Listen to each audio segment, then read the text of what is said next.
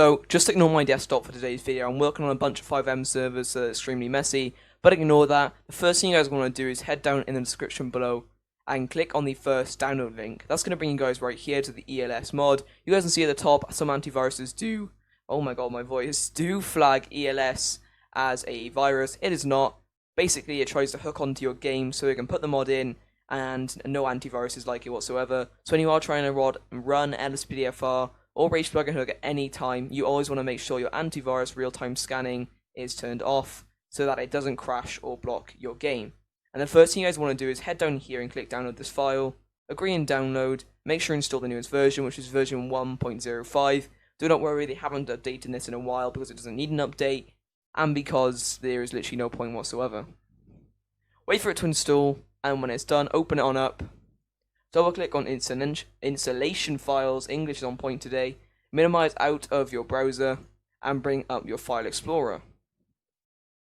Now navigate to whatever drive you've installed your GTA 5 on, and I'm going to walk you guys through how to get to your GTA 5 Steam main directory. But for Epic Games users and Rockstar Games users, your GTA 5 main directory will be down in the description below. But for Rockstar Games users and Epic Games users, this will not work for you, but for Steam, it will. Double click on Program Files 86, go to Steam, Steam Apps, and Common, and here you have all of your Steam games installed on this drive.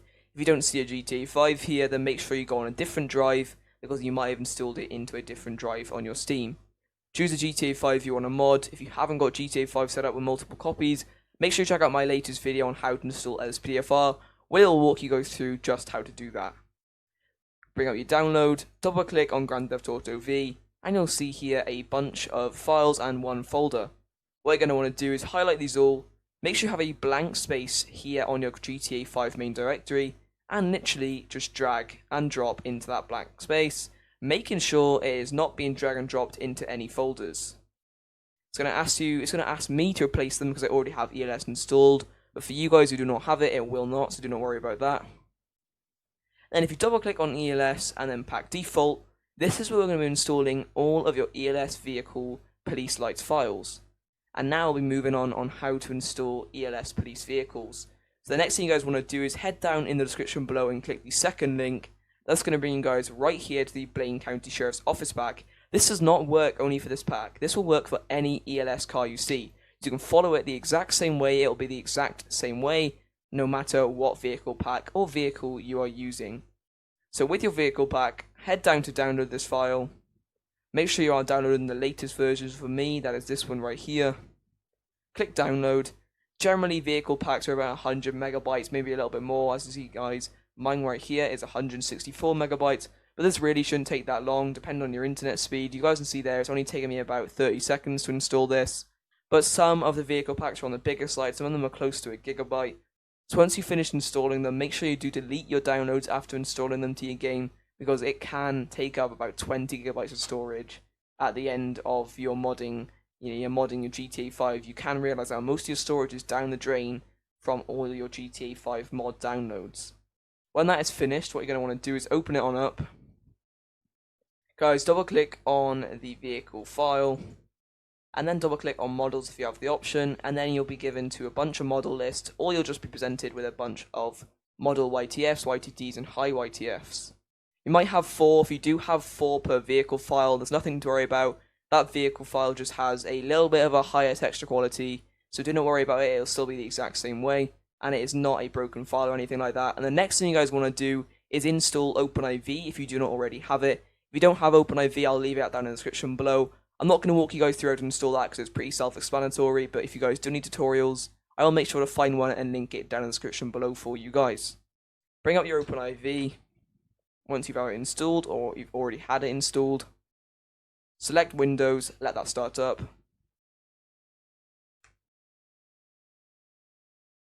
Once it is finished starting up, what you're going to want to do is navigate to the mods folder, then update, then up x64 and DLC packs. You'll have a bunch of different folders inside of here. What you're going to do is go to your latest patch day, so for me that's 24, DLC.rpf, x64, levels, GTA 5 and vehicles.rpf.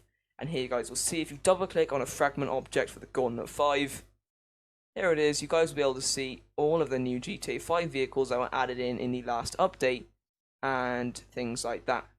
And then what you're going to want to do is install all of these cars right here. So for me, I'm going to be drag and dropping them all. Make sure in edit mode in the top right hand corner. Drag and drop pretty much every single one of your vehicle files. So every single one with YFT, YTD, high.ytf or high.ytd, those are going to be the ones you want to drag and drop into your game. Drag and drop them all. You guys might realize that your vehicle pack, if you're not installing this one, might not have separate files for the ELS ones. But if they do not, then make sure you do not drag and drop a file called XML. You only want to drag and drop the files that I just told you guys to drag and drop, which is the YFT, YTD, high.ytf, high.ft, or YFT, oh my god, English is bad today, and high.ytd. Those are going to be the only ones you want to drag and drop into your game. Once you have done that, what you're going to want to do is back up and find your XML files. So they'll either be in a separate folder called ELS or XML. Basically, you want to just find the files that have .xml at the end and with the same names as all the vehicles. Then when you have done that, you want to bring back up your GTA 5 main directory, which is going to be this one right here.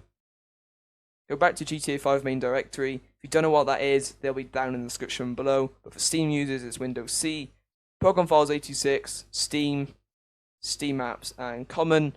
Go to GTA 5 folder, go to the ELS folder I just showed you guys where we're installing them, pack default, and here you'll have where we're going to be drag and dropping these XMLs.